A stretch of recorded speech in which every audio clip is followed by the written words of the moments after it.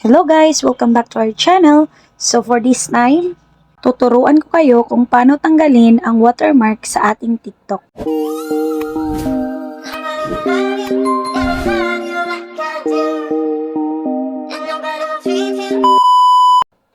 Una guys, punta tayo sa ating TikTok.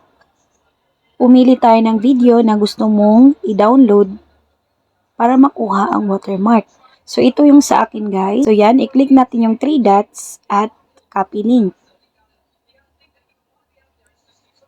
Pagkatapos yan, guys, ay pumunta tayo sa ating Google Chrome.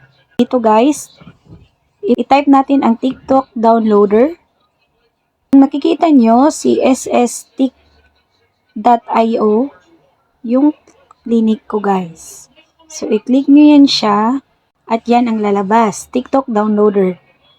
Just insert a link. So, dyan po guys, i-paste natin yung link na kinuha natin sa TikTok kanina. Then, download. Please wait.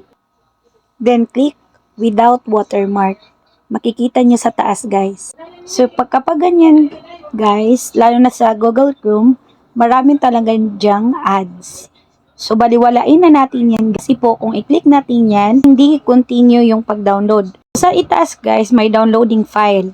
So, tapos na, then i-click natin ang open.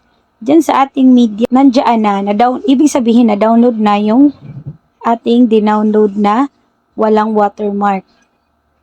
O, kung nakikita nyo guys, wala nang logo ng TikTok. Yan guys. So, tingnan natin sa ating gallery, sa videos, i-check natin kung na-save ba ito sa ating gallery. So, automatically dyan na yung video na gusto natin kunin ang watermark. So, that's it po. Sana po ay klaro sa inyo ang ating tutorial for today. Bye-bye!